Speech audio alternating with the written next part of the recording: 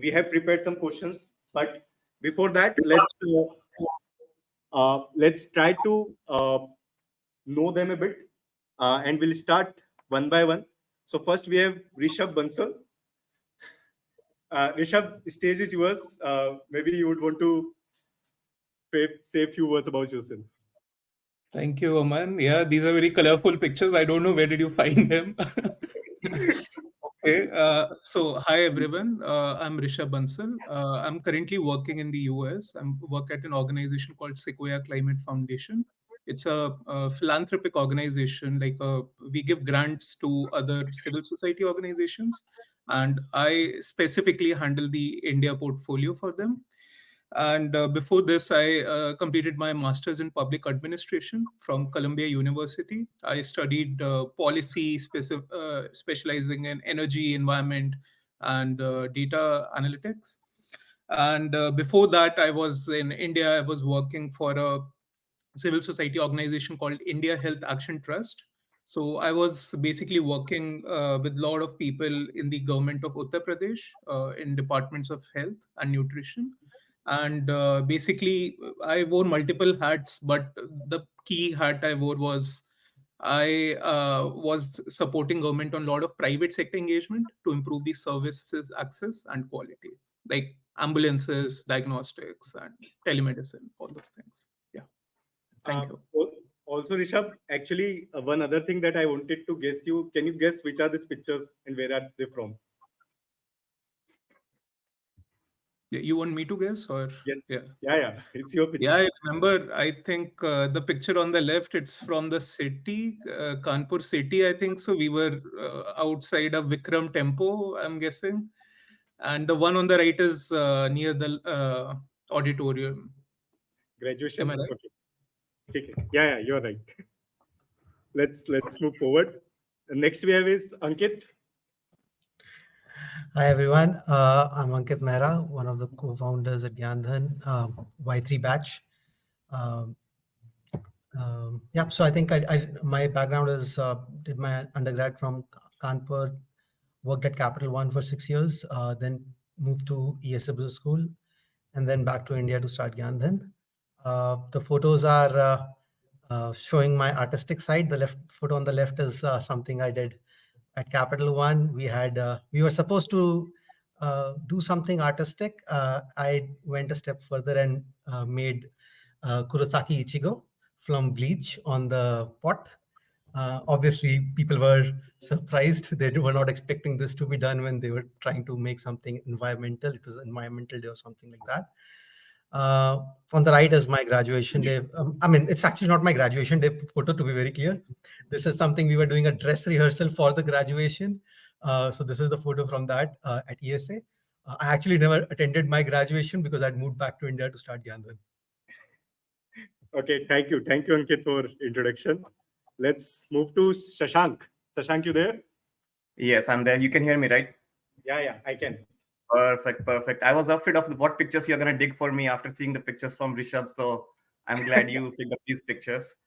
So I'm Shashank. I was a Y12 chemical engineer, Y12 in chemical engineering at IIT Kanpur, and if people still care, I was from Hall 3. I did my bachelor's there, but midpoint during the bachelor's, I converted it to a dual program, so did a bachelor's and master's, and I graduated in 2017. And right after the graduation, I started my PhD at University of Minnesota in US here, and I graduated in 2022. And since then, I work as a research scientist at Dow Chemical. Most of the time, we work on a lot of like different projects. I'm in their core R&D, but right now I lead a lot of projects on making things biodegradable, like shampoos and other things. So kind of like more material engineering rather than chemical engineering at this point. And I'm happy to take any questions during the later part. Thank you, Shashank. Good to see you. Yeah, good to see you too. Arushi, hi. Is Arushi there? Yeah. Hey, I'm here. Where did you get these? I was also afraid. What will you bring? Okay. Sorry in advance to everyone. But yeah, it is what it is. Decent enough. I was just scared one of the pictures you had with Rishabh, if that's not the one you're gonna bring up, I don't want to start my morning seeing that. Hey everyone, this is Arushi. I'm white well. I did my bachelor's and master's dual degree, both in economics from IIT Kanpur. And then I worked for a year in Credit Suisse, and then very soon moved a year after here for my grad school in University of Michigan, Ann Arbor, where I studied a data science which is structured across statistics, machine learning, and some computer science courses.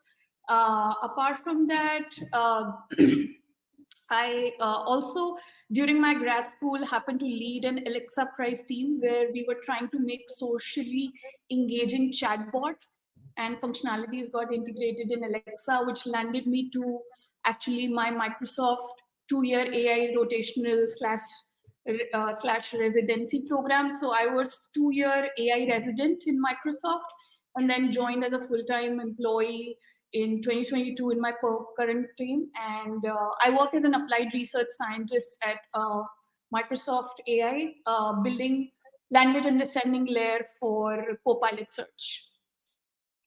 Happy to take any questions today. Yeah, thank you, Arushi.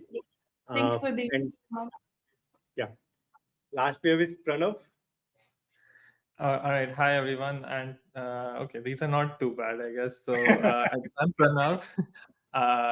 I'm also White 12 computer science undergrad from IIT Kanpur, after which I've spent 2 years working at Adobe Research in Bangalore, India. And then I did my PhD from Ohio State University, or as they say, the Ohio State University in Columbus, Ohio. And I've been working as a senior researcher in the foundational AI team at Dolby Laboratories. They have a new office here in Atlanta, Georgia. So that's where I'm based out of, and I'm happy to take any questions.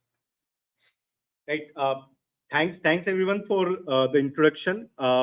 So I was giving the context that we were already discussing that why somebody should choose to study abroad, and there were questions around ki some alum come earlier and told ki you should definitely 100% go for PhD in life. Otherwise, you won't be able to do much. So I think the first question, Pranav, since you are here, I would actually love you to know your thoughts around why you went for PhD and why you went for PhD after working 2 years after graduation. What were the thought processes in that direction? Sure. I think my goal was to be in core research in computer science right from the part that I was doing undergrad in Kanpur. So even after doing my undergrad, I was kind of in a research lab in India too. And so it's not like I changed my decision about whether I wanted to do a PhD or not. But I will say that a PhD is not for everyone. You have to be really self-motivated to do it. So for me, like, I really wanted to do it, and during the process of the PhD, I did question many times how self-motivated I was. But now that I'm done and have graduated, I think the advantage of a PhD for me was it opens both academic as well as industry research roles. And I wasn't sure whether I wanted to be in academia or in industry.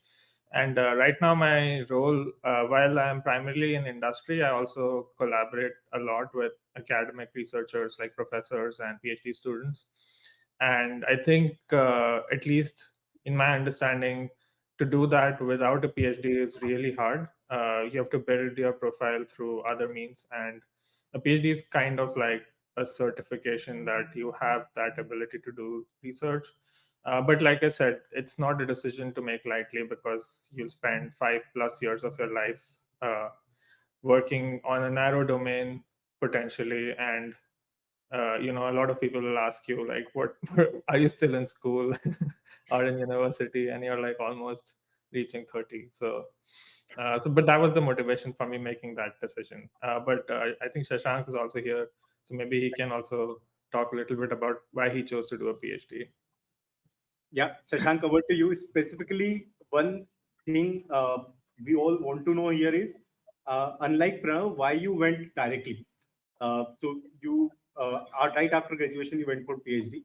So what was the rationale there, and what should be the right decision in that direction?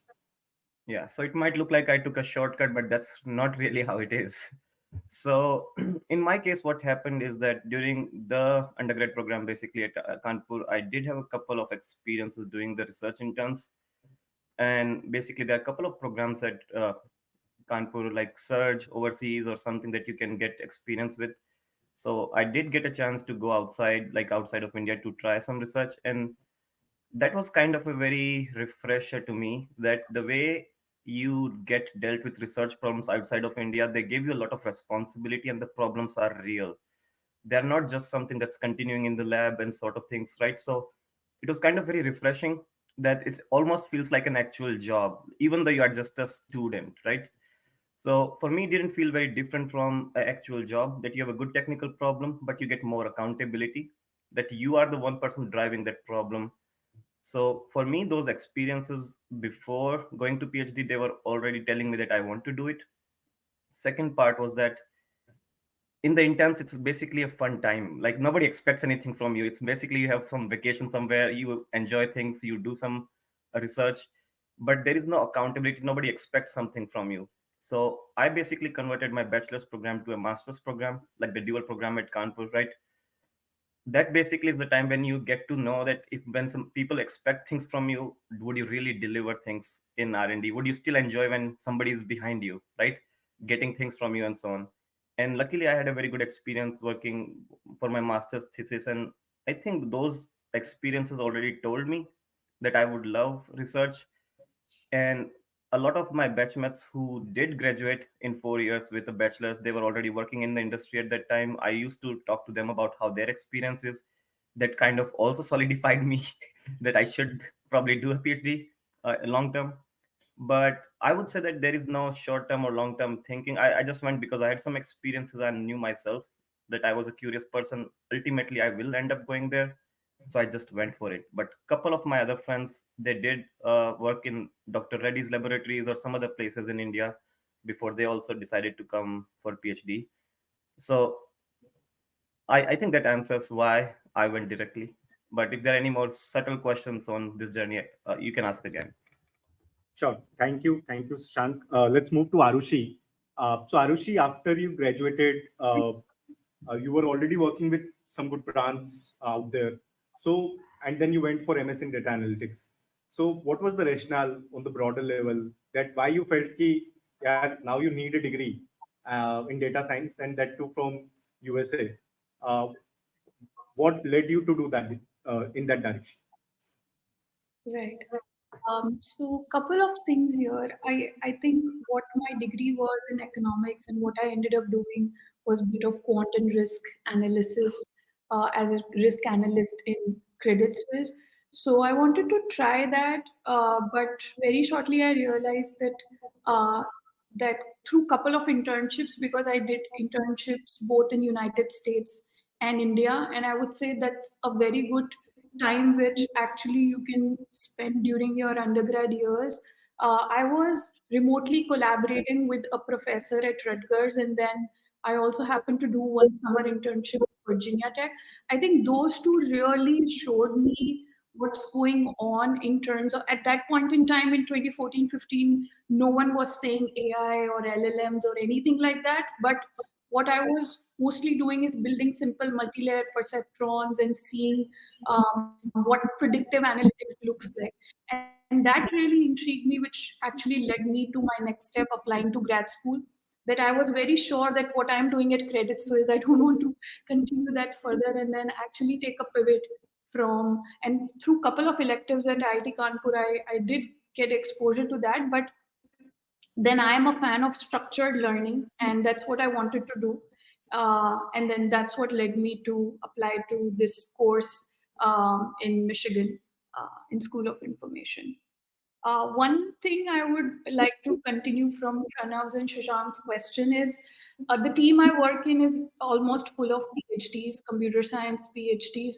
So it is not necessary, but if you have to like get into such places or where you are really passionate about pushing the research frontiers, you do need to like people otherwise look on a lot of other research backgrounds. So somehow that thing needs to be supplemented either through a PhD or through some outside research collaborations.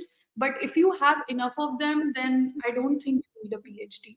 But there needs to be a way that you can supplement and move ahead with that.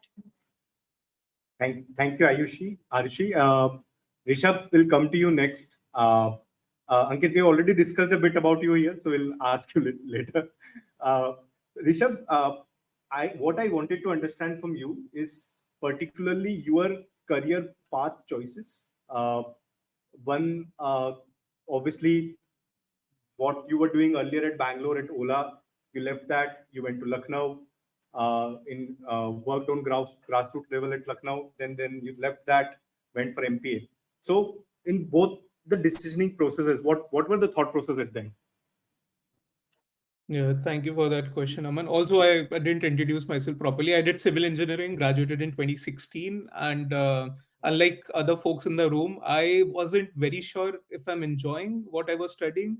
And with full honesty, I didn't put too much of efforts then as well to that thing. So I was rather taking the other route, doing a lot of internships, understanding other areas that could interest me. And one thing that was very interesting was at the intersection of technology, startups. So I picked that route and went to Ola. I was in Ola for 1.5 years. I worked on a lot of business development stuff there. But again, I feel I was, again, in my own personal thing. I was looking for impact, and I wasn't very happy with the kind of impact I was having at that organization.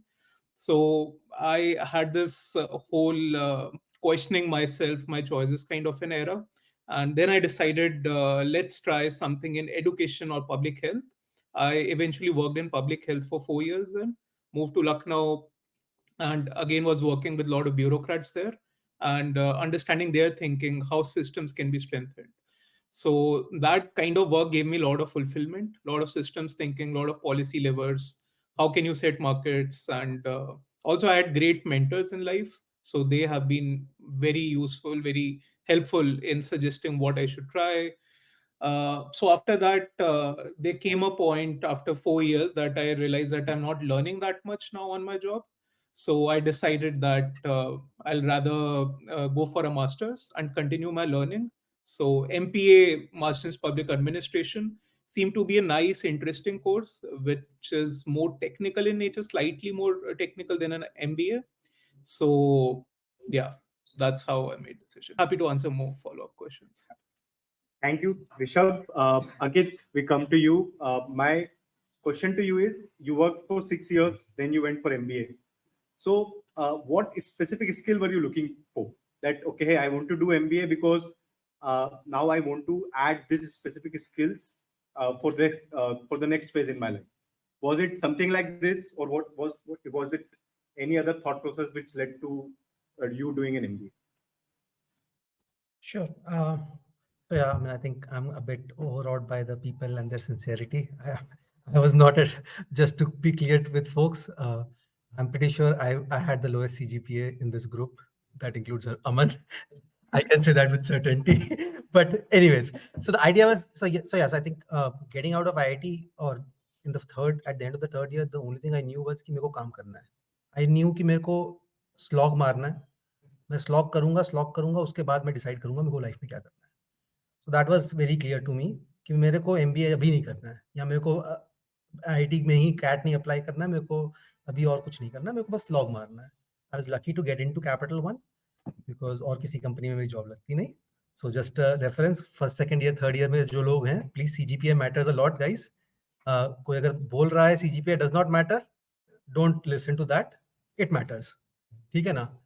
So, but yeah, I mean, so for me, it was a thing, and I actually enjoyed Capital One a lot. So the slogging thing that I decided, I was happy with it.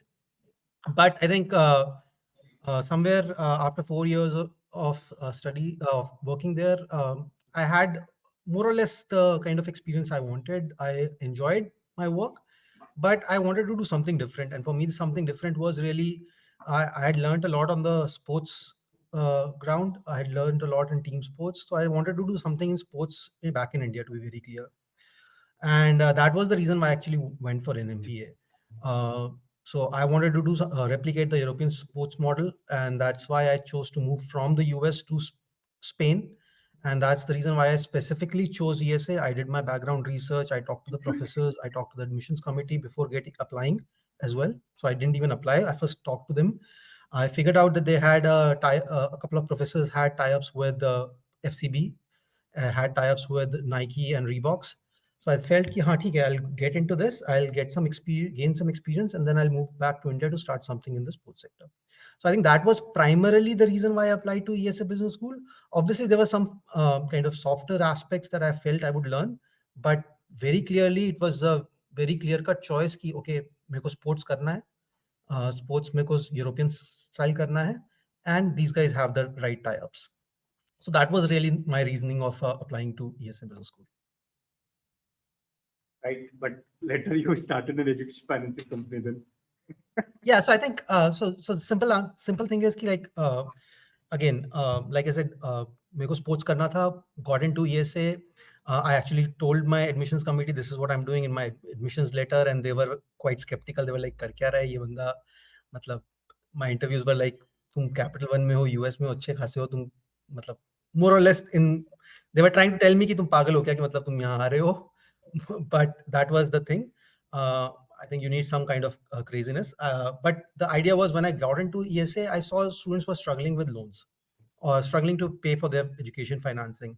And I had done 6 years of lending at Capital One. So that was something that I had learned. I mean, I did not know anything about mechanical engineering, but I did know something about lending. So I felt, okay, this is something that makes sense. I can possibly help a lot of students if I do this. So to be honest, for the first year, I did work on the sports startup. I did do a lot of background work. But I think this whole aspect of someone who is smart enough and has to still rely on the parents to be able to get a higher education, just kind of, matlab, I just didn't like it. I mean, like you guys are sitting in the lecture hall. I was sitting in a lecture hall, and MBA students were discussing how to solve world hunger and world poverty. I was like, yaar, ye kya bakwas ho rahi hai? I'll much rather take a stab at it. I mean, if I've learned anything at IIT Kanpur, it's like, let's go get it done. So that was the reason why I said, okay, screw it. I'll do GyanDhan. And if I succeed, great. If I don't succeed, someone in the future will know how not to fail. So that was really the thought process. Thank you, Ankit. So we'll take a pause if there are any specific questions. Yes, I'll give you a mic.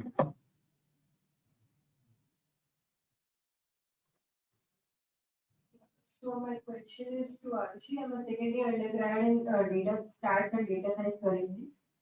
So I really want to know, like, as you changed your branch from economics to data science, what do you think was being an MS in data science is how much is relevant from the like top 25 colleges, and is it better to be like going into industry straight after graduation, or how beneficial like the post grad or research or PhD from a foreign university would prove to be? Okay. I hear 4 questions. I'll try to go one by one. So, what made me change? How did I change? I think the crux of machine learning is all statistics, and a lot of my courses in math and economics were statistics. So that gave a really good foundation. Econometrics, time series. I think ये सब पढ़ोगे अगर if you take electives or are part of economics and math major.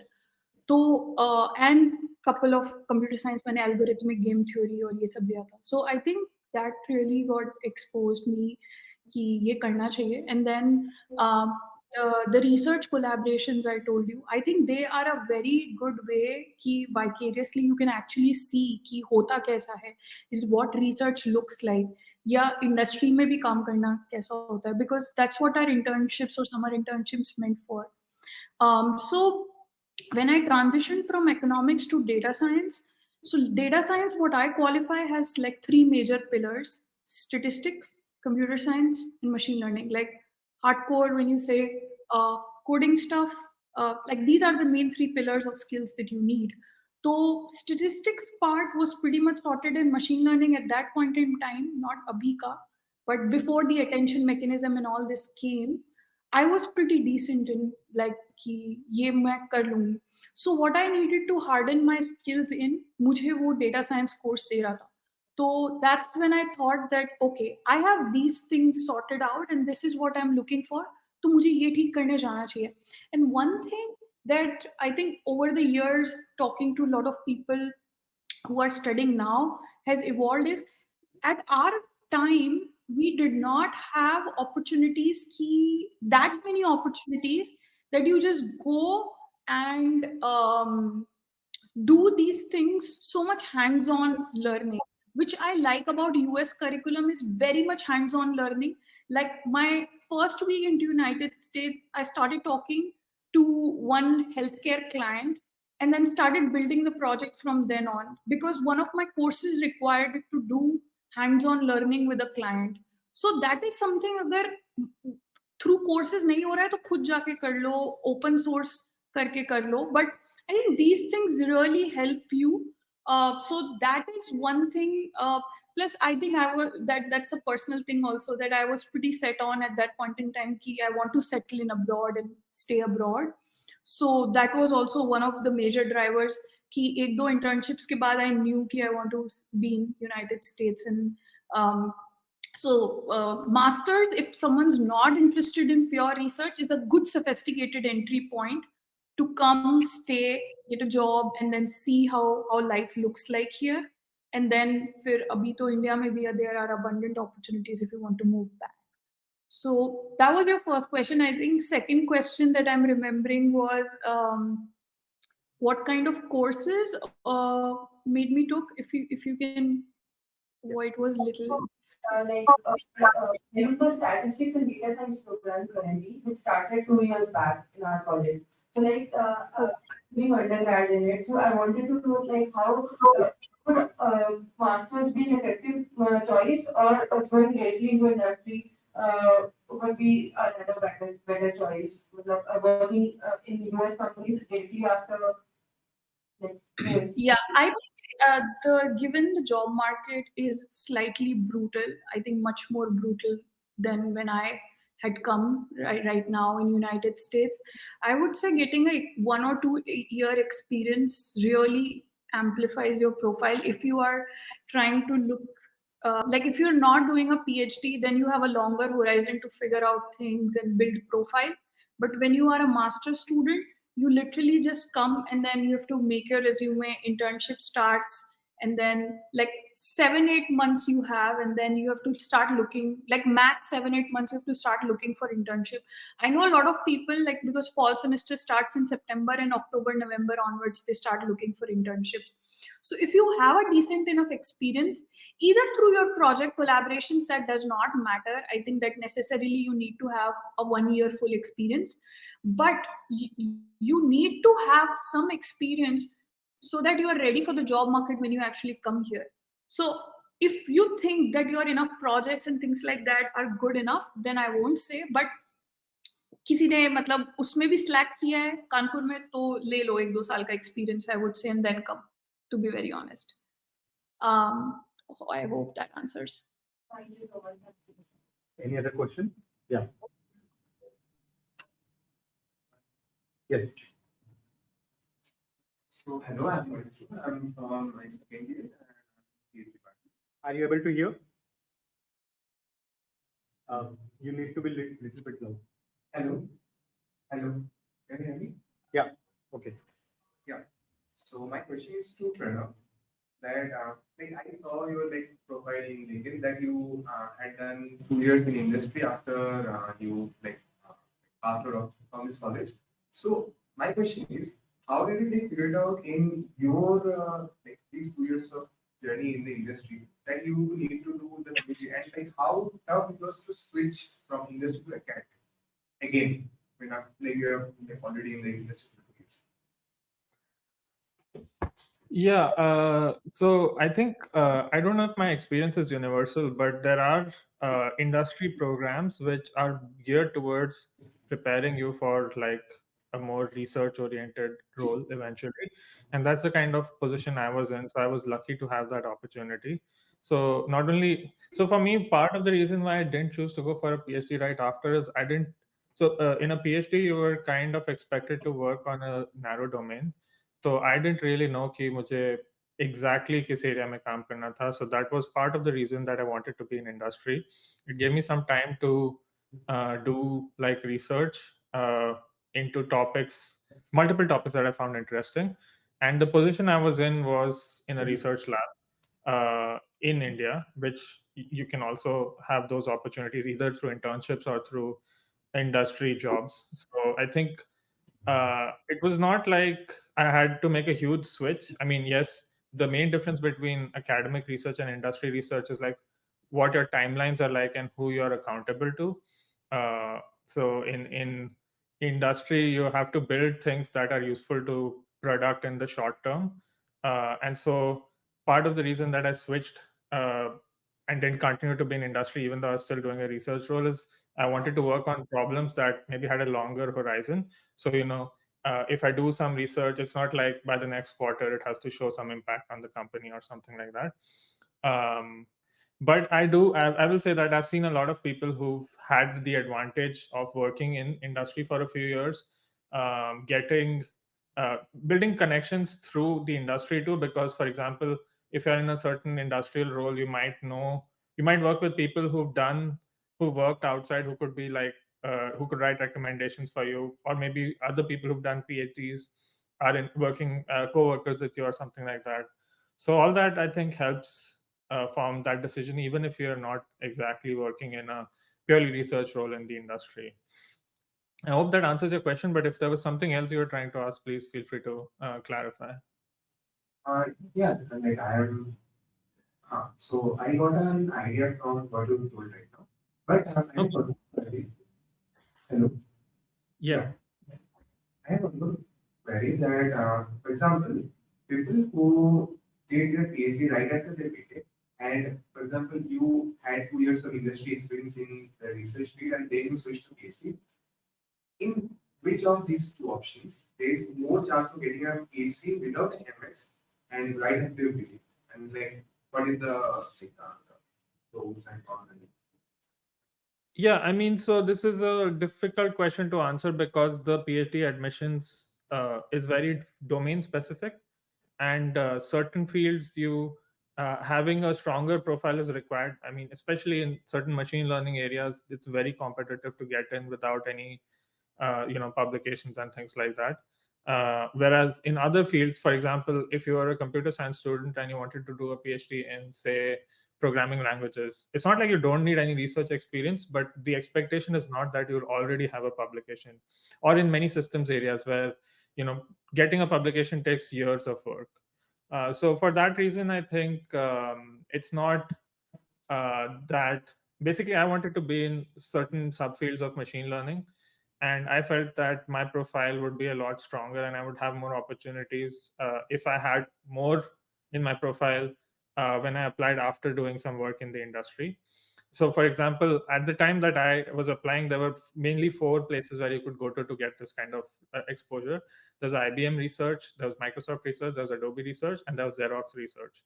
These were the 4 sort of industry positions that you could get and then eventually move on to PhD. And I know a lot of like people from Kanpur who were at these other places and they worked for 1 year or 2 years or whatever, and then eventually moved to a PhD in the US. So it was quite a common thing to do. I don't know what the landscape is like right now. For example, Google has a much bigger presence now. There's a lot of like academic labs that are also very strong now. So there are more opportunities in some ways, but it's also more competitive to get in. So it's a trade-off. For me, I thought it was really helpful, and also because I was in a research role, I was able to collaborate with people who already had like PhDs.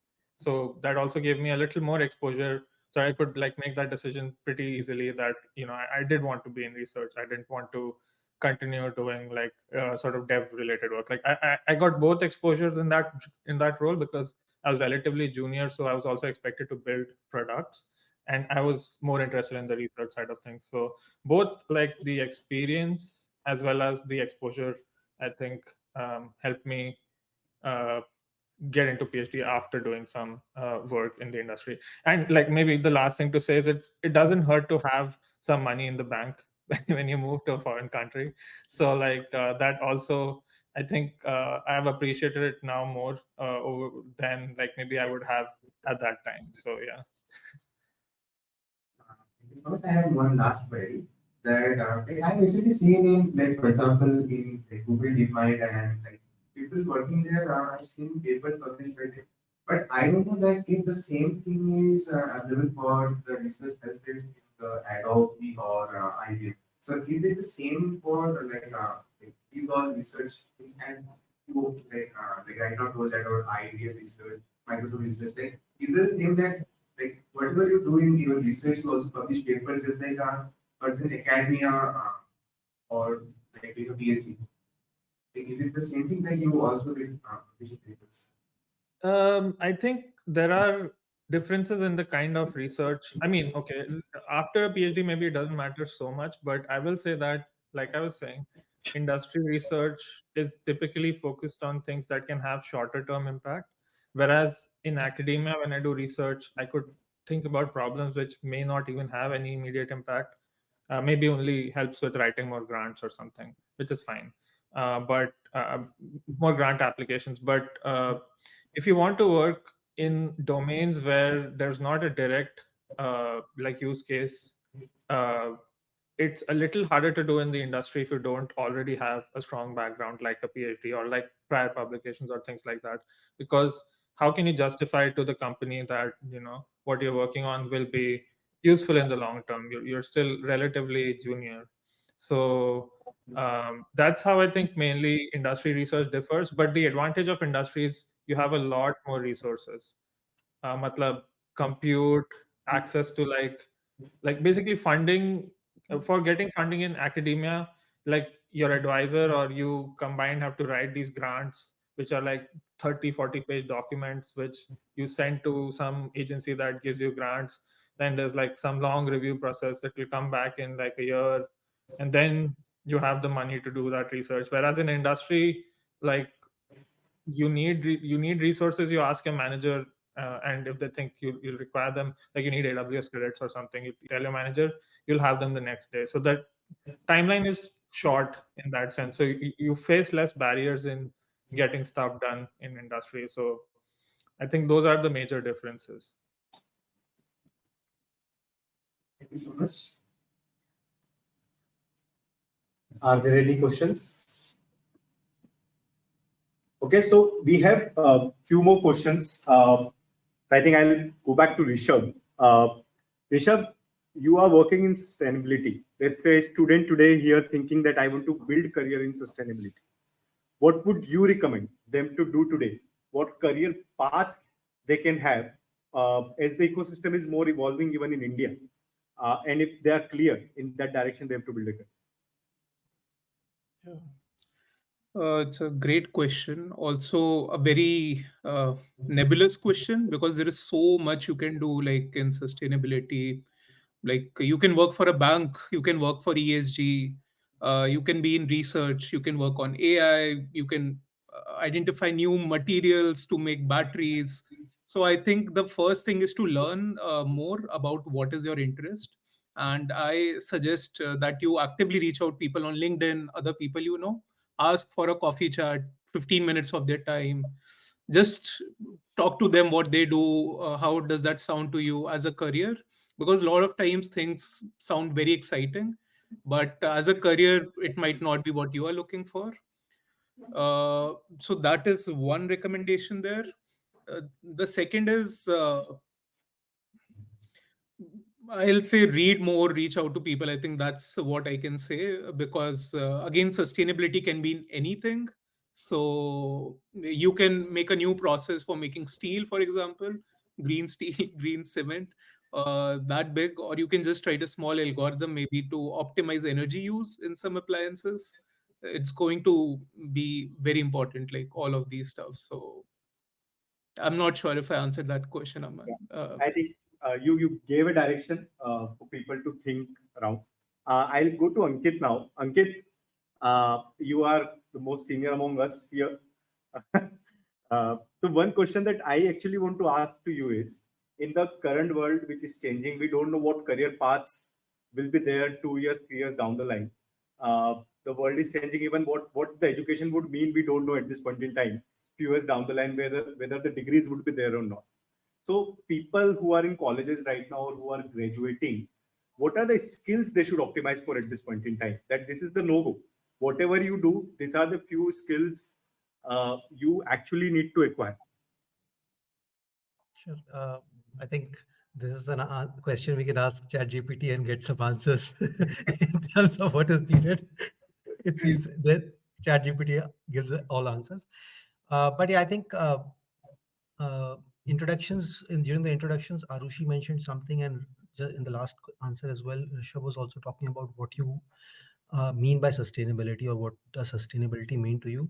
I think more than before getting into the skills, I think one thing which I pretty much recommend to anyone, and you would have heard this in GyanDhan as well, is people have to care about their craft. So merely it's almost always a case of first do exclusions.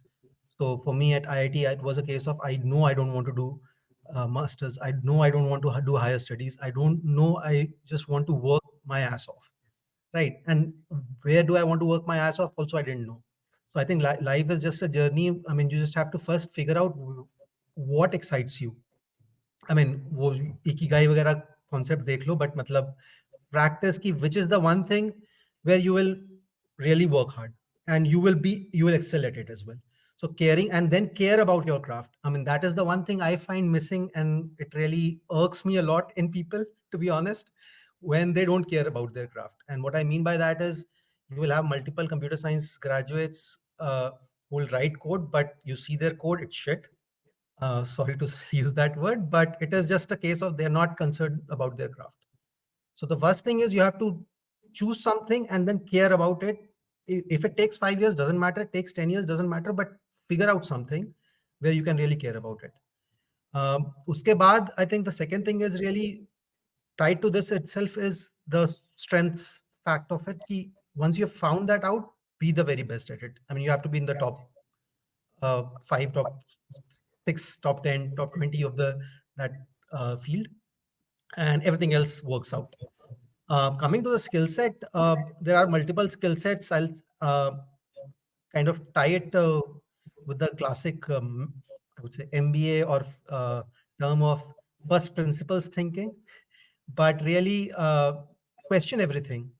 Try to understand things very fundamentally. I think that is most important even in today's world. I mean, अगर chat GPT लोग use कर रहे हैं, people will realize कि, I mean, अभी भी काफी hype है, but मतलब, to be honest, it's still a, मतलब, and I'm talking in front of many folks with way more experience, but मतलब, तो pardon me guys, but मेरे को अभी भी वो kind of collection of some algorithms ही लगता है कि मतलब बुद्धू ही है वो अभी भी. I mean, it's not really very वो. I mean, जब वो super smart हो जाएगा, then frankly speaking, we will be down to matrix. We will be powering the machines, is what I think. अभी वो बुद्धू ही है. It's just a case of it will hallucinate you to some extent at some times. So really, it's a case of coming to the skill set part of it. Teamwork कर लो आप. Understanding people. I think that is the most important bit, मेरे हिसाब से. Understanding people, first principles thinking, understanding people. And understanding people, I'll give you the simple example is, I'm from IIT. I went to MBA school, and that was the first time I actually had a wow moment. To be very clear, like we were in groups of 7 people, 7 groups, 7 kids in a group preparing for a case study, and there was a case, and I'm trying to. I've done all my numbers, and I'm saying this is why this person should be fired, or this is why this should be done. And there was someone who hadn't even looked at the numbers, and she just started talking about something, and I was like, what is she even talking about? And that was the first time I realized that people had different perspectives, and those matter. I mean, it's not just your perspective that matters. बाकियों के perspectives भी एक बार step back करके देख लो. तो summarize करने में, I'll just say कि first principles thinking, people skills, I think those are 2 skills I would say are way more important than anything else. Okay, thank you, Ankit. I'll move to Shashank. I think mess का time भी हो रहा होगा, so we'll not take more. Aman, Yeah. can, Yes, yes, can Arushi. I just intervene, please? Sure. Sorry, Ankit, I slightly disagree that we will be only powering Matrix. There's a lot going on in terms of AI and LLM, so I slightly disagree there. Also, I would like to say learn how to learn fast and build things. I think that is the most important skill today.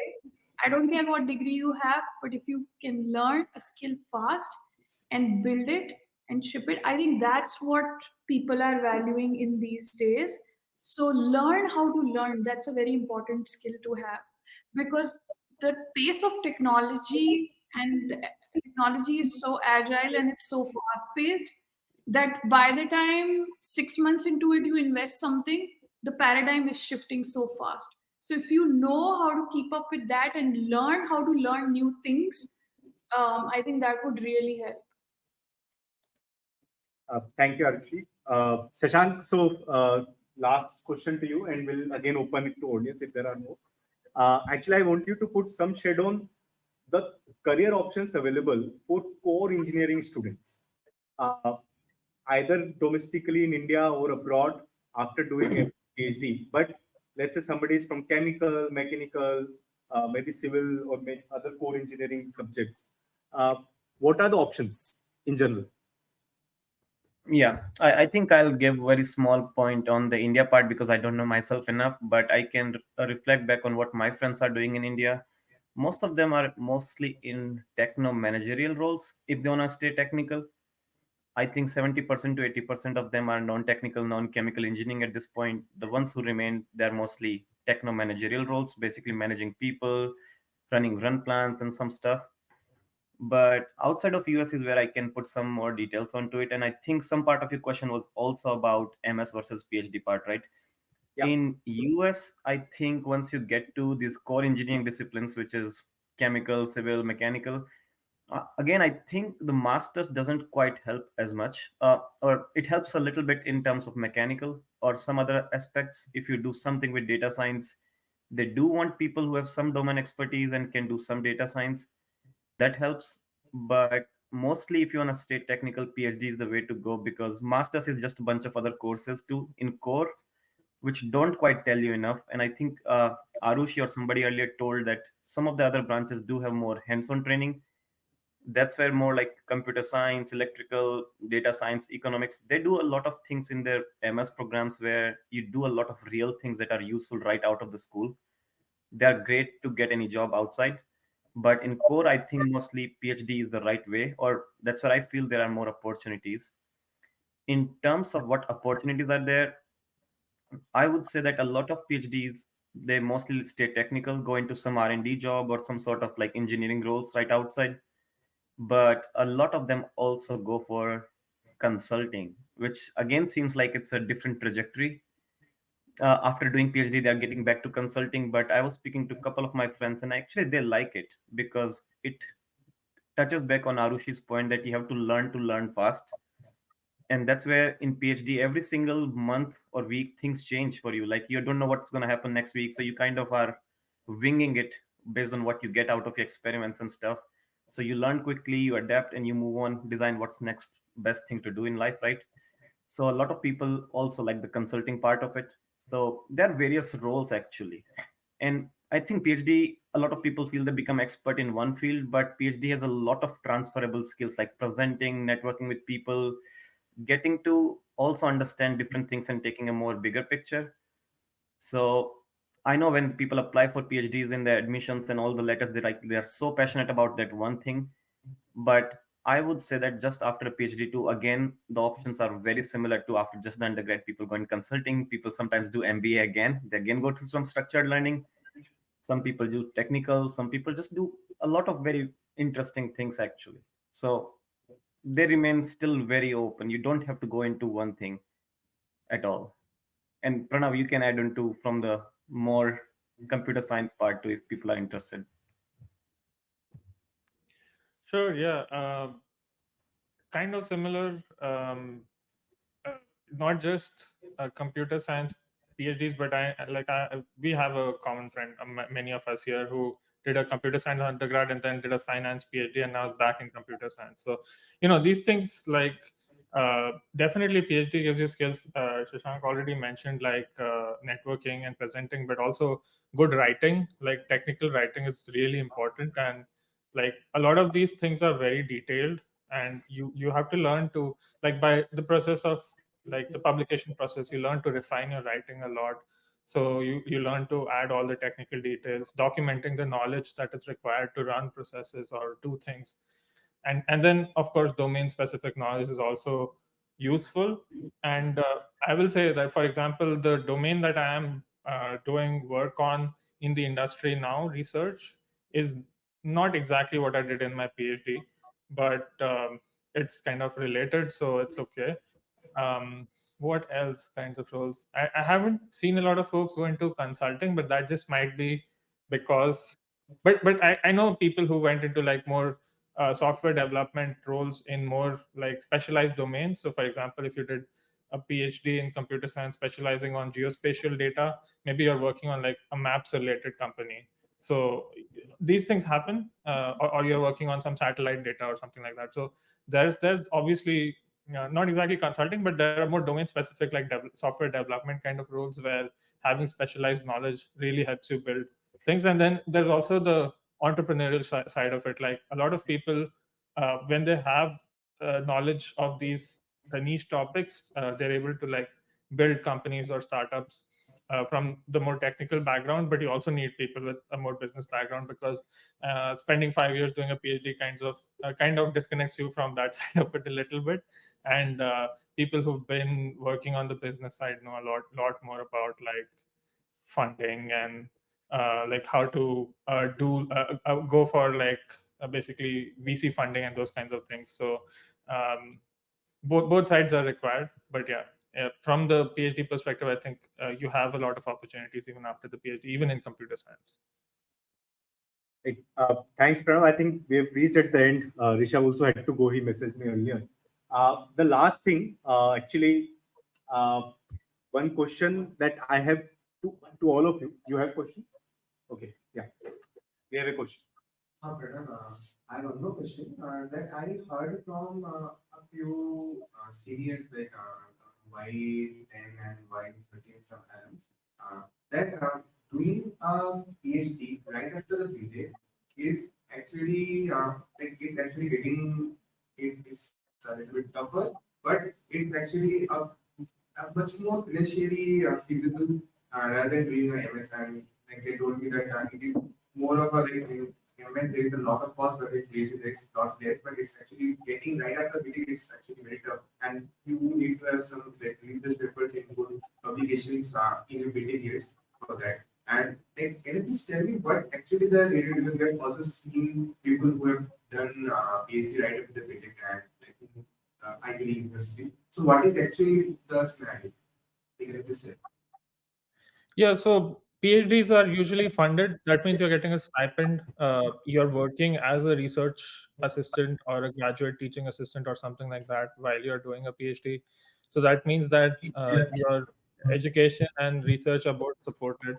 So in that sense, you maybe you're not able to save much, but you're not having to uh, basically have a lot of financial security before. Like you can do a PhD without having a large amount of money invested directly. But maybe I don't understand your question, but like what were so are you saying that comparing working for some time and then doing a PhD versus doing a PhD directly?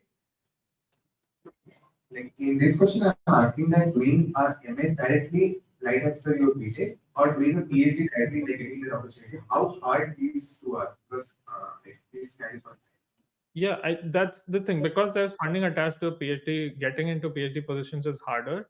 Although, like, even if you get into a PhD position, there's basically something called a master's through like candidacy. So sometimes when people think that the PhD isn't working out for them, they'll drop out with a master's, which means that the main difference is that it's easier to get into an MS program than a PhD program, I would say. But yes, if you can get in. Uh, you still have the option of dropping out with a master's. Although if you have put in the effort to get into a PhD, you probably want to do it too. Also,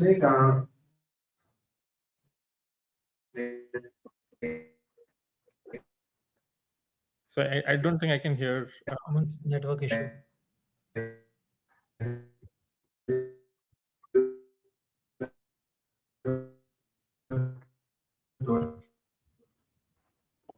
Are you guys? Can you hear us? We can hear There you. was a network. Yeah, yeah, right. It's good. So what I was asking that as you told that getting a PhD right after your BTech, that's very hard. But actually, what are the parameters which decide that how much you should be capable in the eyes of the selectors? That how much you should have, like how many papers or like in exactly what parameters so that you will get selected right after your BTech, not for MS, for MS plus PhD or a PhD. Sure. If your question is like, what's the thing that you so again, this depends on which field you're applying to, which school you're applying to. All these things matter, so you would definitely want to talk to people in the subdomain that you are interested in, because they will know more about the admission process of that domain. In I can tell you, for example, machine learning admissions in the US are very competitive. Like, even people who have publications do not get into like the very top of the top, maybe like the top 5 schools or something, because typically what happens there is that not only do they have publications, but they'll have recommendation letters from professors who the admission committee knows about, which is a little bit harder if you haven't already either done an internship in like a university outside, or like the person you're working with in India is known to them. But so that becomes a factor. But if you do want to get into a PhD program, you should look for advisors who have a strong profile, but who may not be in the top schools, if that's like the parameter. Because really, the top of the top PhD programs, you kind of already know if your profile satisfies those requirements. And if otherwise, you can get to work with like really good professors, but maybe not at maybe Stanford or Harvard or MIT, is what I'll say. Like, continuing from the point where you left, that does the school matter or the professor or the guide under which I might be working in my PhD, that which matters the most? Yeah, I think both matter, but it depends on what you're looking at. Obviously, being in a school with a strong ranking or whatever will help you in your job search eventually. But if your advisor is well known in the domain that they work on, they will already have connections that can help you connect with people outside. I mean, this is like saying that if you have a really strong profile but you're not at an IIT, can you get a job? Right? It's kind of equivalent, I think. uh, yes, you can. It might be a little bit harder, but having the tag definitely helps. So there's no like objective answer here. Of course, being at a better school is better for you, but if you have a really terrible advisor, you'll have a terrible time at your PhD, and so you probably don't want that either. So there's no like objective answer here. Like, different people have different experiences. The advisor matters a lot. You're working with them for like 5+ years. You probably don't want to work with a person who's like terrible for 5+ years just if the name of the university is great. But maybe you do, maybe it's fine with you. So it's a personal decision, which is subjective. I don't think there's an objectively correct answer here. But I think, Shashank, you can maybe talk more about like what your experience was like in your PhD. Extremely similar, actually, in the sense that uh, going to a good university gives a stamp for people who don't know what you did. Like, if somebody doesn't have time to really understand what you did, they go by the university. Oh, this looks like a good university.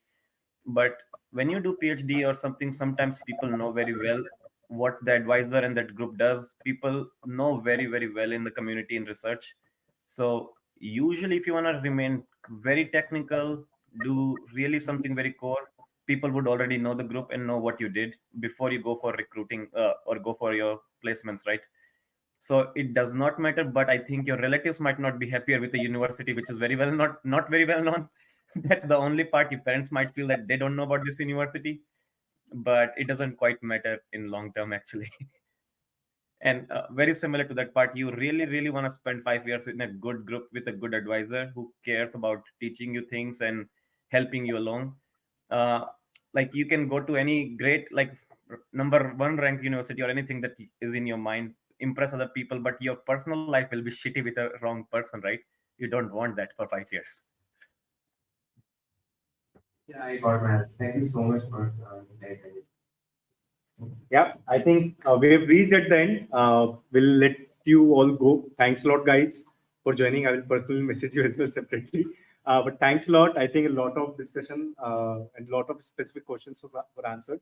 And we'll look forward to it. We'll share the recording of this with the rest of the students who couldn't make it to the session.